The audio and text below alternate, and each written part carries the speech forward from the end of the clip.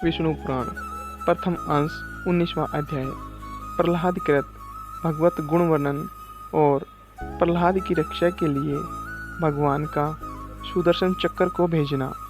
श्री पराशर जी बोले, हिरण्यकशिपु ने कृत्या को भी विफल हुई सुन अपने पुत्र प्रहलाद को बुलाकर उनके इस प्रभाव का कारण पूछा। हिरण्यकशिपु बोला, अरे प्रहलाद, तू बड़ा प्रभावशाली है। तेरी ये चेष्टाएं मंत्र आदि जनित हैं या स्वाभाविक ही हैं। श्री पराशर जी बोले, पिता के इस प्रकार पूछने पर दैत्य कुमार प्रहलाद जी ने उसके चरणों में प्रणाम कर इस प्रकार कहा, पिताजी, मेरा यह प्रभाव न तो मंत्र आदि जनित है और न स्वाभाविक ही है, बल्कि जिस जिस हृदय में श्री अच्युत भगवान का निवास होता है उसके लिए यह सामान्य बात है। जो मनुष्य अपने समान दूसरों का बुरा नहीं सोचता है, हे तात, कोई कारण न रहने से उसका कभी बुरा नहीं होता। जो मनुष्य मन, वचन या कर्म से दूसरों को कष्ट देता है, उसके इस पर पीड़ा रूप बीज से ही उत्पन्न हुआ उसको अत्यंत अशुभ फल मिलता है।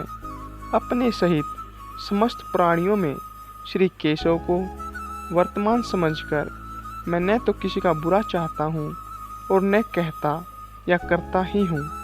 इस प्रकार सर्वत्र शुभ चित होने से मुझको शारीरिक, मानसिक, दैविक अथवा भौतिक दुख किस प्रकार प्राप्त हो सकता है। इसी प्रकार भगवान को सर्वभूत में जानकर विद्वानों को सभी प्राणियों से अविचल भक्ति प्रेम करना चाहिए। श्री पराशर जी बोले, अपने महल की अटालिका पर बैठे हुए उस दैत्यराज ने यह सुनकर क्रोध अंध हो अपने दैत्य अनुचरों से कहा, यह बड़ा दुरात्मा है, इसे इस 100 योजन ऊंचे महल से गिरा दो, जिससे यह इस पर्वत के ऊपर गिरे और शिलाओं से इसके अंग अंग छिन्न भिन्न हो जाए। तब उन समस्त दैत्य और दानवों ने उसे महल से गिरा दिया। तब प्रहलाद नीचे गिरते हुए भगवान का स्मरण करते रहे। जगत कर्ता भगवान केशव के परम भक्त प्रहलाद जी के गिरते समय उन्हें जगतधात्री पृथ्वी ने निकट जाकर अपनी गोद में ले लिया। प्रहलाद को स्वस्थ देख दैत्यराज हिरण्यकशिपु ने परम मायावी सम्रासुर से कहा, यह दुर्बुद्धि बालक कोई ऐसी माया जानता है जिससे वह हमसे नहीं मारा जा सकता, इसलिए आप माया से ही इसे मार डालिए। सम्रासुर बोला, हे दैत्येंद्र, इस बालक को मैं अभी मार डालता हूँ, आप मेरी माया का बल देखो। श्री पराशर जी बोले, तब उस दुर्बुद्धि सम्रासुर ने समदर्शी प्रहलाद के लिए उनके नाश की इच्छा से बहुत सी मायाएं रची, किंतु हे मित्र, सम्रासुर के प्रति भी सर्वथा द्वेषहीन रहकर प्रहलाद जी सावधान चित्त से श्री मधुसूदन भगवान का श्रवण करते रहे। उस समय भगवान की आज्ञा से उनकी रक्षा के लिए वहाँ ज्वालामालाओं से युक्त सुदर्शन चक्र आ गया। उस शीघ्रगामी सुदर्शन चक्र ने उस बालक की रक्षा करते हुए सम्रासुर की शस्त्रों मायाओं को एक एक कर नष्ट कर दिया। तब दैत्यराज ने सबको सुखा डालने वाले वायु से कहा कि मेरी आज्ञा से तुम शीघ्र ही इस दुरात्मा को नष्ट कर दो। अतः उस अति शीघ्र शीतल और रुक्ष वायु ने, जो अति असहनीय थी, उसके शरीर को सुखाने के लिए उसमें प्रवेश किया। अपने शरीर में वायु का आवेश हुआ ज्ञात दैत्य कुमार प्रहलाद ने भगवान धरणीधर को हृदय में धारण किया। उनके हृदय में स्थित होते हुए श्री जनार्दन ने क्रुद्ध होकर उस भीषण वायु को भी पी लिया। इससे वायु क्षीण हो गई। इस प्रकार पवन और संपूर्ण मायाओं के क्षीण हो जाने पर महामती प्रहलाद जी अपने गुरु के घर चले गए। तदंतर गुरुजी उन्हें नित्य प्रति शुक्राचार्य जी की बनाई हुई राज्य फलदायिनी प्रदायिनी राजनीति का अध्ययन कराने लगे। जब गुरुजी ने उन्हें नीति शास्त्र में निपुण और विनय संपन्न देखा तो उनके पिता से कहा, अब यह सुशिक्षित हो गया है। आचार्य बोले, हे दैत्यराज, अब हमने तुम्हारे पुत्र को नीति शास्त्र में पूर्णतः निपुण कर दिया है। भृगुनंदन शुक्राचार्य जी ने जो कुछ कहा है उसे प्रहलाद तत्वत जानता है। हिरण्यकशिपु बोला, प्रहलाद, राजा को मित्रों से कैसा बर्ताव करना चाहिए और शत्रुओं से कैसा, तत्व त्रिलोकी में जो मध्यस्थ हो उनसे किस प्रकार का आचरण करे, मंत्रियों, अमात्यों, बाह्य और अंतपुर के सेवकों, गुप्तचरों, पूर्ववासियों, संकितों तथा अन्य जनों के प्रति किस प्रकार का व्यवहार करना चाहिए। हे प्रहलाद, यह ठीक ठीक बता कि करने और न करने योग्य कार्यों का विधान किस प्रकार करें, दुर्ग और आद्विक जंगली मनुष्य आदि को किस प्रकार वशीभूत करें और गुप्त शत्रु रूप कटी को कैसे निकाले। यह सब तथा और भी जो कुछ तूने पढ़ा हो वह सब मुझे सुना। मैं तेरे मन के भावों को जानने के लिए बहुत उत्सुक हूँ। श्री पराशर जी बोले, तब विनय भूषण प्रहलाद जी ने पिता के चरणों में प्रणाम कर दैत्यराज हिरण्यकशिपु से हाथ जोड़कर कहा, पिताजी, इसमें संदेह नहीं, गुरुजी ने तो मुझे इन सभी विषयों की शिक्षा दी है और मैं उन्हें समझ भी गया हूँ, परंतु मेरा विचार है कि वे नीतियाँ अच्छी नहीं हैं। साम, दान तथा दंड और भेद, ये सब उपाय मित्र आदि के साधने के लिए बतलाए गए हैं। किंतु पिताजी, आप क्रोध न करें, मुझे तो कोई शत्रु मित्र आदि दिखाई ही नहीं देते। और हे महाबाहो, जब कोई साध्य ही नहीं है तो इन साधनों से लेना ही क्या है। हे तात, सर्वभूतात्मक जगन्नाथ जगन में परमात्मा गोविंद में भला शत्रु मित्र की बात ही कहाँ है।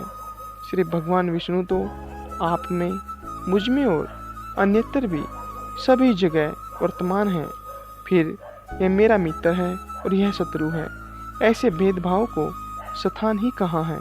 इसलिए हे तात, अविद्याजन्य दुष्कर्मों में प्रवृत्त करने वाले इस वाग जाल को सर्वथा छोड़कर अपने शुभ के लिए ही यत्न करना चाहिए। हे दैत्यराज, अज्ञान के कारण ही मनुष्यों की अविद्या में विद्या बुद्धि होती है। बालक अज्ञानवश ही शवधोत को अग्नि समझ लेता। कर्म वही है जो बंधन का कारण न हो और विद्या भी वही है जो मुक्ति की साधिका हो। इसके अतिरिक्त और कर्म तो परिश्रम रूप तथा अन्य विद्याएं कला कुशल मात्र ही हैं।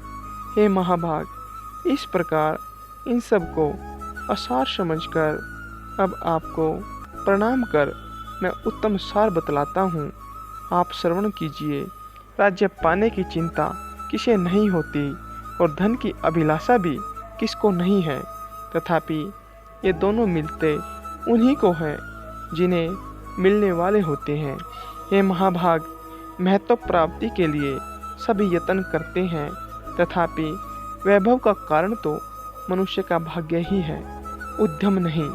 हे प्रभु, जड़, अविवेकी, निर्बल और अनीतिज्ञों को भी भाग्यवश नाना प्रकार के भोग और राज्य आदि प्राप्त होते हैं। इसलिए जिसे महान वैभव की इच्छा हो उसे केवल पुण्य संचय का ही यत्न करना चाहिए, और जिसे मोक्ष की इच्छा हो उसे भी समत्व लाभ का ही प्रयत्न करना चाहिए।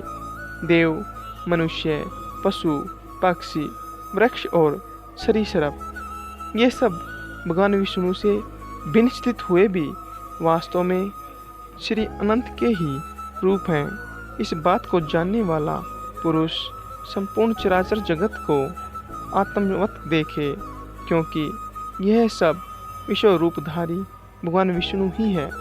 ऐसा जान लेने पर वे अनादि परमेश्वर भगवान अच्युत प्रसन्न होते हैं और उनके प्रसन्न होने पर सभी कलेश क्षीण हो जाते हैं।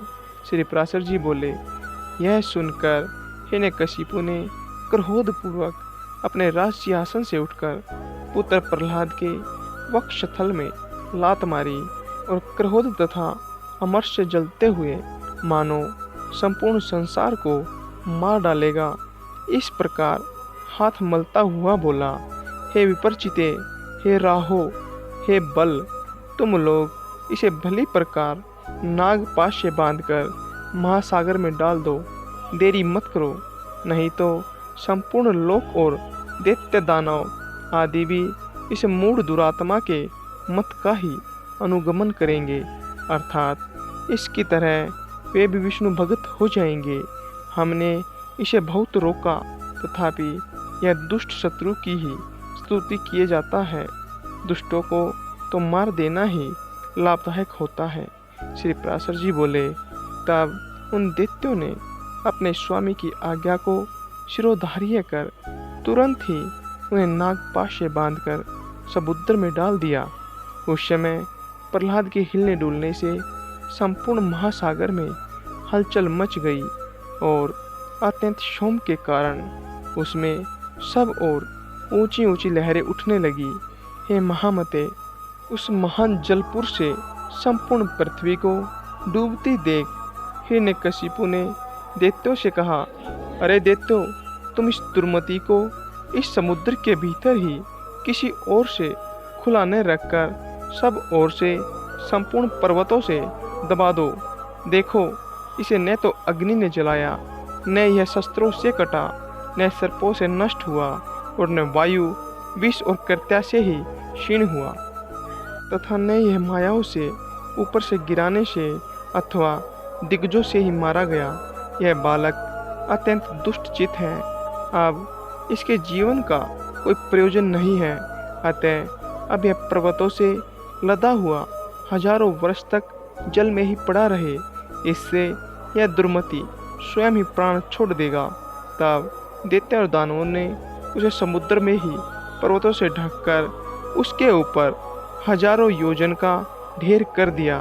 उस महामती प्रहलाद ने समुद्र को पर्वतों से लाद दिए जाने पर अपने नित्य कर्मों के समय एकाग्र चित्त से श्री अच्युत भगवान की इस प्रकार स्तुति की, हे कमल नयन, आपको नमस्कार है।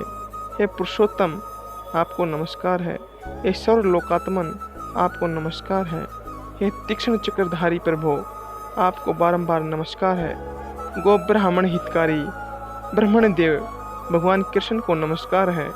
जगत हितकारी श्री गोविंद को बारंबार नमस्कार है। आप ब्रह्म रूप से विश्व की रचना करते हैं, फिर उसके स्थित हो जाने पर विष्णु रूप से पालन करते हैं और अंत में रुद्र रूप से संहार करते हैं। ऐसे त्रिमूर्तिधारी आपको नमस्कार है। हे अच्युत, देव, यक्ष, असुर, सिद्ध, नाग, गंधर्व, किन्नर, पिशाच, राक्षस, मनुष्य, पशु, पक्षी, स्थावर, पिपीलिका, चींटी, सरीसृप, पृथ्वी, जल, अग्नि, आकाश, वायु, शब्द, स्पर्श, रूप, रस, गंध, मन, बुद्धि, आत्मा, काल और गुज, इन सब के पारमार्थिक रूप आप ही हैं। वास्तव में आप ये सब हैं। आप ही विद्या और अविद्या, सत्य और असत्य तथा विश्व और अमृत हैं, तथा आप ही वेदोक्त प्रवर्त और निवर्त कर्म हैं। हे विष्णु, आप ही समस्त कर्मों के भोक्ता और उनकी सामग्री हैं, तथा सर्व कर्मों के जितने भी फल हैं वे सब भी आप ही हैं। हे प्रभु, मुझ में तथा अन्यतर समस्त भूतों और भुवनों में आप ही के गुण और ऐश्वर्य की सूची का व्याप्ति हो रही है। योगीगण आपका ही ध्यान करते हैं और याज्ञिक गण आपका ही यजन करते हैं, तथा पितृगण और देवगण के रूप से एक आप ही हव्य और कव्य के भोक्ता हैं। हे ईश, यह निखिल ब्रह्मांड ही आपका स्थूल रूप है। उससे सूक्ष्म यह संसार पृथ्वी मंडल है, उससे भी सूक्ष्म ये भिन्न भिन्न रूपधारी समस्त प्राणी हैं। उनमें भी जो अंतरात्मा है वह और भी अत्यंत सूक्ष्म है। उससे भी परे जो सूक्ष्म आदि विशेषणों का अविषम आपका कोई अचिंतन्य परमात्मा स्वरूप है, उस पुरुषोत्तम स्वरूप को नमस्कार है। हे सर्वात्मन, समस्त भूतों में आपकी जो गुण आश्रय परम शक्ति है, हे सुरेश्वर, उस नित्य स्वरूपिणी को नमस्कार है, जो वाणी और मन के परे है, विशेष रहित तथा ज्ञानियों के ज्ञान से परिच्छेद है। उस स्वतंत्र परम शक्ति की मैं वंदना करता हूँ।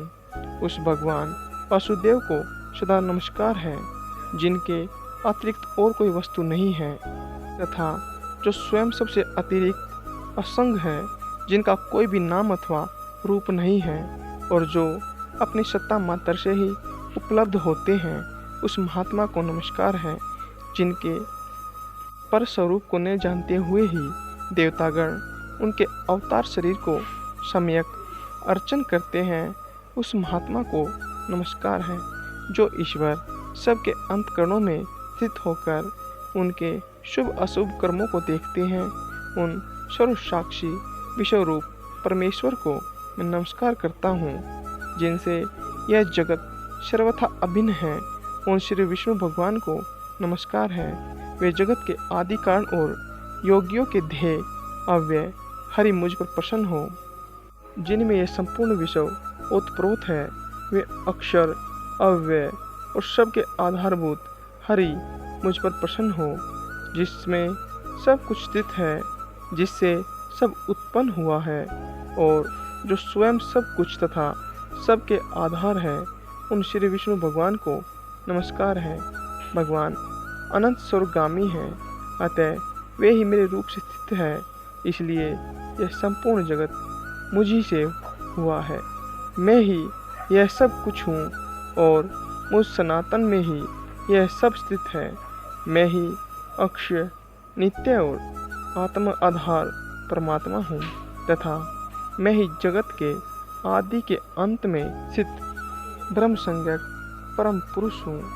यहाँ विष्णु पुराण का प्रथम अंश का 19वां अध्याय समाप्त होता है।